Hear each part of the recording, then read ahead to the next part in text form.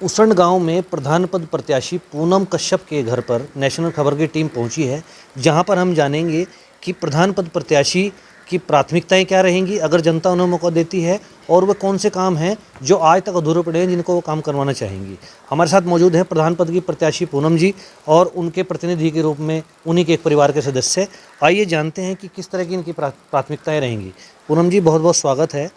सबसे पहले आपको इससे जानना चाहूँगा कि अगर उसंड की जनता प्रधान पद के रूप में आपको चुनती है तो वो कौन से काम हैं जिनको आप कराना चाहेंगे। एक तो शमशान वाला काम है वो करना, उसमें बहुत दिक्कत आती है।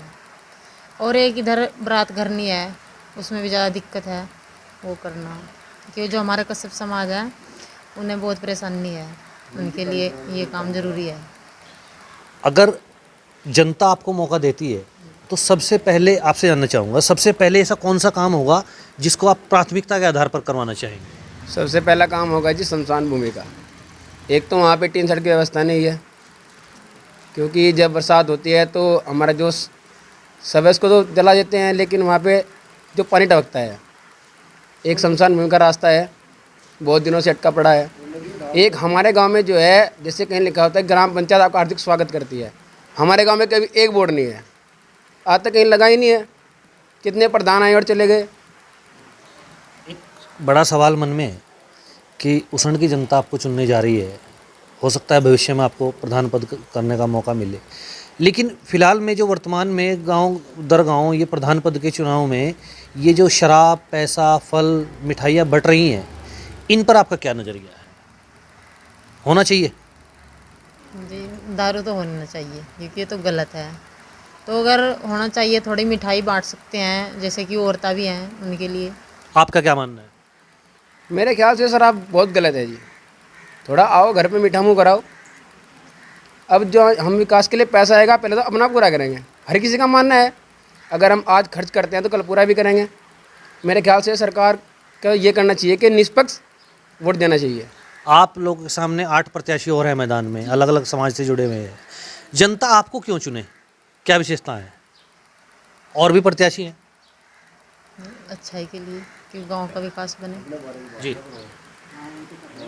देखो जी, हम अभी गांव में घूमे हैं, हमने देखा किसी का मकान नहीं है। हमारे पड़ोस में ही है, अभी वो पन्नी डाल के रहते हैं।